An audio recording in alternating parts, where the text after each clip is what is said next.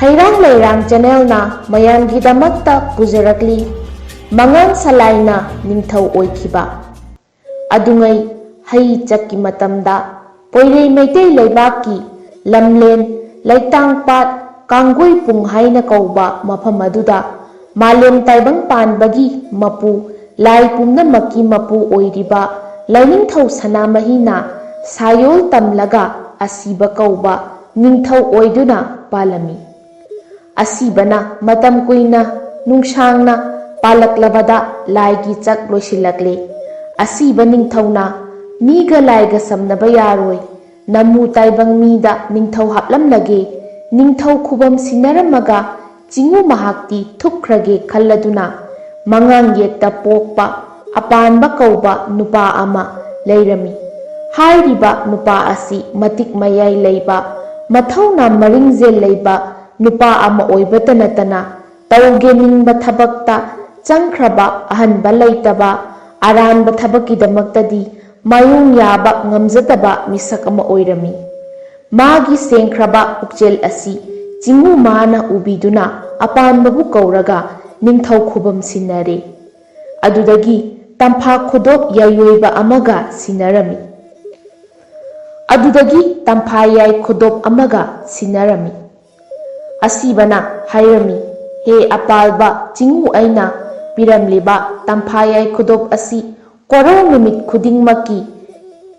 irat thongnijau khudop asigi mapana soidana nungairakadabani asi haiduna takpiramlaga mapu madi taibang pandagi aroiba saklon lauduna thupkhredo chingu mana takpirambadagi tampayai khudop adu korong numit khudingi ira thongnijaduna latchabadagi nungaiba haibadu oire awatpa amata leikhidre yengu bada awatpa yaukhidre sana yengi wate lupa yengi wate phaugai chengai sagol samu manai masan khukal pangalna palakpa asida athoina palkarakle korong khudingmaki ira thongniramba Tampayai khudop pusu irat khidre irat thoni bagi mahutta khuning thauda sijinkre korong numit khudingi amang asoi samnare aduda chingu mana sauduna sana khudop tampayai manghallagi khalladuna chingu gi thausin ama lakle he apalba ningthau nangna chingu aina hairamba wabudi thausadrabanina aigi itik khanghange Mapu mahakna apalbagi samu hakchangda chinguna kaidongkhiba numit adudagi apalbadi masa adu khoirang khoisawi ngaihakta pothafam khangde amuk chatli amuk halai amuk phammi amuk lepi lepham khangde phammi phampham khangde numit khudingi khoirang dunata leire masa adu chanak khoinapnabagum tawdunata leirabadudadi Turel laija irul nungda songthaduna iruzaraga phagadra khalakle apalba iruzage haiduna matomta liwa turel tamduna prapap laklaga charai phi sat hongdoi charai phi mathakta magi tamphayai khudop adu thanamlaga laija irul nungda songthaduna iruzare apalbana iruzaringai matam aduda haurai kharomdagi Chekla kwak ama awang pangna pairaklami matam aduda chekla kwakna pairakpa aduda apaldagi charai phi mathak aduda irang langna tampayai khudop aduna leibadu uraga sanaba oiraboi ningduna korok thaktagi paitharakpa matam aduda apalbana uraktuna khudop pukhiba tare khanduna laije irol nungdagi prap chenkhallaktuna Sana khudop adu lauksinge haiduna makhut sat tingthoktuna lauge tawbada chekla kwaki machin thauraba aduna apalbagi makhut khunamda kak hek hanba aduda apalba ningthaudo namankhiduna sat chingsinduna chaina khanglingai matam aduda chekla kwak aduna yai khudop adu puraga paikhre apalba ningthau kisi takhatuna amuktang tanarapabu amana Mathakta amana makhada tanaba makhai tanaraga chekla kwakto ukhidre apalba ningthau ningba kairaduna mayumda halakli मोंबा मरान याय यौरक्लगा अंगम अथौ पुमनमक कौशिल्लगा मांगखिबा चेक्ला क्वाकना पुख्रिबा तंफायाय खुदोप थियु करिगुम्बा नुपा ओइबसिंगना फंगलगना निंगथौवाइगी लेबाक तंखाय असि अमा पिथोकलगा निंगथौ हापकनी अदुगा नुजा ओइबी चनु निंगोलसिंगना फंगलगना पालोइ मसिंग चलहनगे असि हाइदुना लेबाक सिनबा थुंगना पाव चेंदुना लेबाक हुपना थिरकले महै महै निंगथौवाइबा पामनाबा नुपा मखैना उतोन वातोन कादुना थिरई उपना ताबा उना लोंगना हाइदोक्तुना थिरमी लोंगना ताबा उपना हाइदोई नुजा ओइबीसिंगना lemma फमथोल कानिंगबदगी मखुत्ता लोंग पाइदुना पाथी कोमथी पुख्री खोंबाना चिंगबा कुमकुमदुना थिरकपा असिना लोइदाम था अमा चुपना थीबदा फंखिद्रे ममै थंगदा महै महै तनदुना थीद्रे अपालबा निंगथौसु निंगबा कायदुना लेख्रे असिगी मतुंगदा अपालबा निंगथौगी सना कोनुंगदो काउरेल मराय तारकले कायना येंगोल तुमलकले ओक्पी ओक्लेन सिजिलकले सगोल समू सीबे हेंजिलकले मिसी मिना तोइसिलकले ममै थंगददी मागी तंफायाय सना खुदोक मांगखिबदगी थोकपनी निंगथौवाइना याय खुदोक मिराइरुबदगनी हाइबसी खंगलक्तुना अमुक चिंगु इबुंगो लाइनिंगथौबु लाइनिंग चचरकले अहिंग नुंथिन खाइखिद्रे साबा थकपा तुम्बा हिप्पा लेखिद्रे असुम तौना अपालबा निंगथौना लाइनिंग चेलकपा असिदा मालेम ताइबंग पानगी मपु महाकना पेनबीरकले अमुक हन्ना थौजानबीरगे खनबीरदुना खोयुमगी थौसिनमा पुथोकलगे खलकले चिंगु मागी थौसिलनदी यामनखिबना मतम अमतदा थोकिबा थौदोकी वारीनी मंगांग सलाइना लैतांगपाट कांगोई पुंगदा अपालबा निंगथौ ओइख्रबदा अंगोम येक सलाइगिसु निंगथौ पांदबदी नुंगाइमनद्रदुना अंगोम सलाइ पुमनमक पुनसिंदुना अंगोम अखोइगिसु निंगथौ हापियु हाइरुसी हाइदुना अंगोम मियाम हौदुना सिंगु सलाइलेनगी मफमदा लाक्तुना हाइजररे सिंगु इबुंगो निंगथौरेल ननाय अंगोम अखोइगिसु निंगथौ हापियु अंगोम अखोइगी इबुदौ खाकपा पुलैरोंबगी मचानुपा अरीबदा निंगथौ हापियु अदुगा चिंगुगी नमोम लांगलेन लैमा खोमदोनबीबु लैमा हापिदुना अंगोम अखोइगी इमा अरीबी ओइजगे असि हाइदुना चिंगु सलाइरेलगी मफमदा हाइजररे चिंगु सलाइलेना अंगोम मियामना हाइजरिबा वाफम अदु पेंबीरबोय पाइ मनुंगदा ममोम लांगलेन लैमा खोमदोनबीबु अंगोमगी अरीबदा थाजैये अंगोम सलाइगी मियाम पुमनमकसु हरावरे मसिगी तुंगदा चिंगु सलाइलेना अंगोमबु निंगथौ हापीरे अदुगा हाइरेई अंगोम नखोइना निंगथौ ओइदुना पानगदबा मफमदी लमलेन लमलोंग लमहानदा निंगथौ खुबम सारुरो नखोइगी नपा अरीबबु निंगथौ ओइहलुरो असि हाइदुना ताकपीरक्लबदा अंगोम मियाम लाक्तुना लमलेन लमलोंग लमहानदा अंगोमगी कोनुंग सादुना पानखिये अंगोमगी अरीबगा चिंगु सलाइलेनगी ममोम लैमा सना खोमदोनबीगा अनीना लैमा निंगथौ ओइदुना पालबदा अंगोम सलाइ पुमनमक नुंगाइ याइफबा हाइबदु ओइख्रे ओलकपा चही कुमजादा मपारी अमसु फंगजरे मपारी अदुगी कोलोइना लिक्लाई अंगौ पालबा हाइदुना ममिंग थोनखी मपारी लिक्लाई अंगौ पालबना चाउद्रिङै अंगांगी नवा ओइरिङै ताइबंग मिरोल खंद्रिङै मतम अंगोम निंगथौ अरीबदी अना लोइपोट फाखिदो तवांग फक्ता ओल लुतुंगी समलांगना खोइबाक सा अयोना हे तोइरकले मतम अदुदा लेबाकी अखंग अहै माइबा माइबी कौदुना लायेंग हले नुंगी हिदाक कया अमा पानगी हिदाक कया अमा थादुना लायेंग बदा अना लायोंग खंखिद्रेदो अंगोम निंगथौ अरीबदी खाबी मैरम तारगा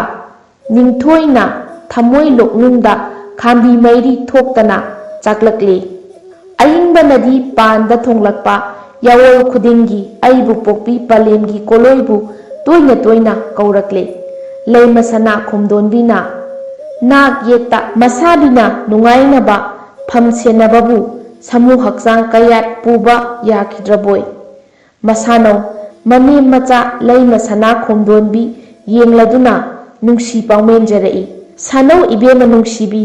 नसाबी अइहाक्ति हंदकी मपोक लांगलोन असिमदी मी ओइरकनी हाइबा थाजद्री यामजेल लाइबक थीबना नसाबी अइदी खमनुंग सवा तालगनी अमंग याइथोंग कुंबा तारेदो सानौ नसाबी अइना अरोइबा याहिप तानख्रबदी पारी नवा अपिसक लिक्लाई अंगौ पालबदी लमजा सरा ओइदुना लैहौबा तारेदो सानौ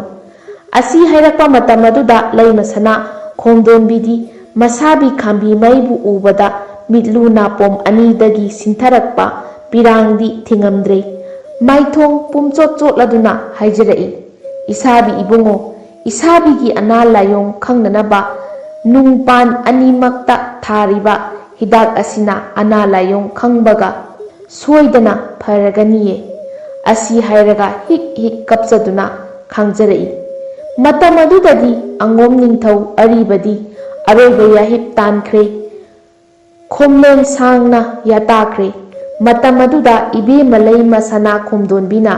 मसाबीगी समूह हक्चांग अदु कोलगा इंगागी नोंगलेन खोंबगुम कपलकले इसाबी इबुंगो हा थंगलेन इमानगी मचा पामुबा ननाव लाइबक चाउबी अइहाकपुसु नुंसी हाइना नतुंग इंजगे समूह खुजेंग पालोय लाक्तुना पामु नमांग थादुना पुबियुने नपारी नवा अपिसक असिना कनागी मफमदा सिनबिरंबगे असी हाइदुना तिनथोकना यांगदौ चोंग लेमलेंगाना कंबी थक्ता खांबी मैसा खांगबगुम फ्रिंग फ्रिंग चोंगदुना खांगजब उरगा लैरिबा मियाम पुंबा लैमा खोमदोनबीगी अवाबा सरुक यामिनदुना कपमिनखी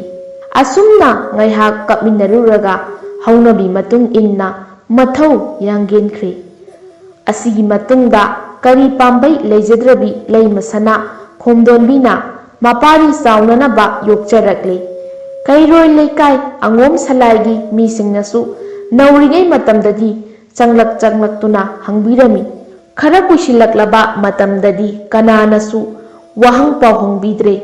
matawasumna mapari लिक्लाई अंगौ पालबबु योक्लकले नोंगमा नोंगमगी हौखिदुना मपारी अंगौ पालबा खरा खरा चावरकपना कैरो लेकाई ममानबगा लमजाउद थोक्तुना सानबा ngamjarakli matam aduda palen mama leima sana khomdonbina maparida hairei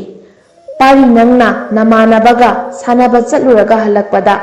karigumba pot amata oirabasu pusilau migi mapot mazai kaidonungdasu mapu khangdana purakanu nangna lakpada namangda leiramba lambida taramba khulau asi haiduna takpikhi pale mamana haikiba takpikhiba wafamsing adu koroi nongmatabu kawba leikhide mamanabasinga numit khudingi lamjau thoktuna hek hek sanaruraga halakpa khudingi karigumba amata oirabasu pusalaklami नोंगमदी ममानबसिंगा सानबा याबा सानरे नुमिदांग वाइरम ओइरकलदुना मयुम मयुमदा हन्नरकले ममाना हाइखिबा अदु कावबा लैते ngasiदी करी पुगदगे खंदुना माना लंबी चटना करी करी तारिबगे येंगबदा करी मता ताबा उखिद्रे कोरौना ममसिलकपने मंगोंदा नुंसा थीबा पुखले पलेमना करीगुंबा अमता ओइरबसु पुरउ हाइको हाइदुना कोइथी थीबदा तांगजा लिन असीबा अमा तादुना लैरमले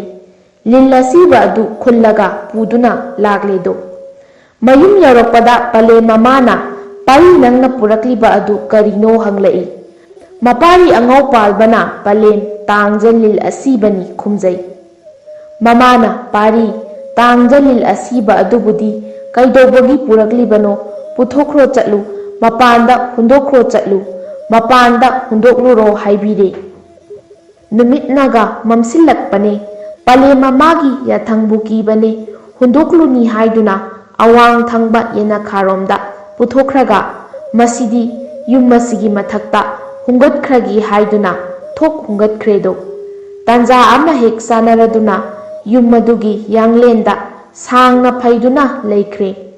Palem mamana hangbada hundokre haiduna khumkre. Asum tauna mama macha ani leiminnarai. Asomda leitang pat kangoi pungda apalba ningthaugi sana khudop tamphayai mangki haiduna leibak miyam hauna tha ama changna thikiba yai khudop adudi numit haibadi chekla kwakna pukiba numit adumaktada kwak aduna adum puduna laklaga ango palbagi mama macha anigi yumgi yanglen samna pairakpada tangjalil asibado hek urabore yumgi yanglen tamna chekla kwak aduna paitharakuna tampha khudop adu yumgi yanglen mathakta thanamlaga asiba tangjalil adu puduna chatkre mama macha anidi karimata khangdana leire asumna leirakpana loidam thaza ama henjilakle nongmadi mapu magi nongdamdagi leima sana khumdonbina inunga lamdaigi matam singkhai hulakpa matam aduwaida mapan thongninglakuna thong hangdokpada mama macha anigi yumyanglen mathak aduda leiriba tampha khudop adugi matik mayaina mama machagi ingkhol thungna mairi thoktuna pungan nganduna leiramle leima sana khomdonbidi angakpaga loinana aki tujungba pokre hi karino haiduna mangondari dagi sumangda chongtharaga koyeng yengbada yumyanglen mathakta irang langna leiriba adu urakle kiman khibana imungda sensilakle mapari liklai angau parba haudoklaga hanglai imagi ibungo haugatlu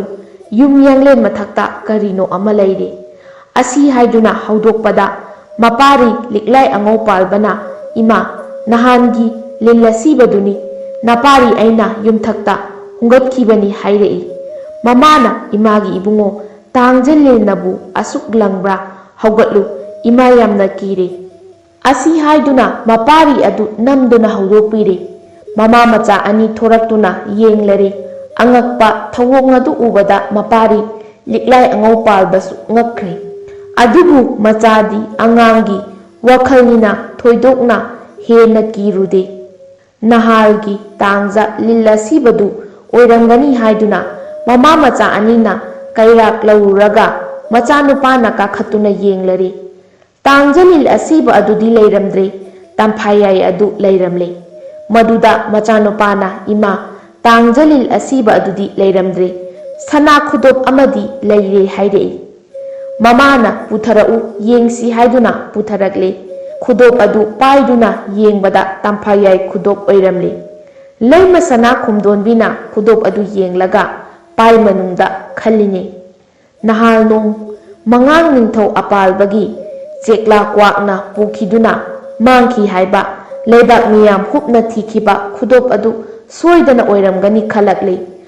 pai manungda khudop asi mapuda pithoklubana phagani haiba wakhal tawrakle mapari liklai angau palbada hairei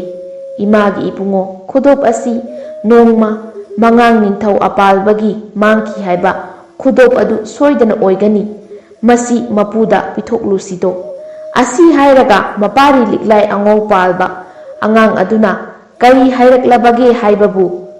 kari wano palem singu ima isagi damak piraklaba khudopu pithokrasi haiba wasibu pari ningthaugi manadi phaklangda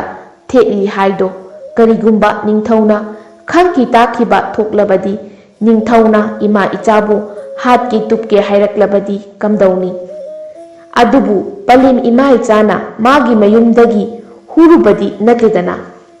chummi ichana haiba adubune ningthau haibasidi maningninge pari hoi hoi palemna pithokrasi hairabanina pithokluba taredana asi hainarakli mapari liklai angau palbana haiba adudadi leima sana khumdonbina tamphayai khudop adu charai phina chetna punsillaga pirunaba thaurang tawkhre hairang leirang channel na mayamgi damakta pujarakliba wari ngasigi oinadi matang swada loisinjare hayeng nungai nungai raba wari singa loinana mayam pulap amuk thengnarasi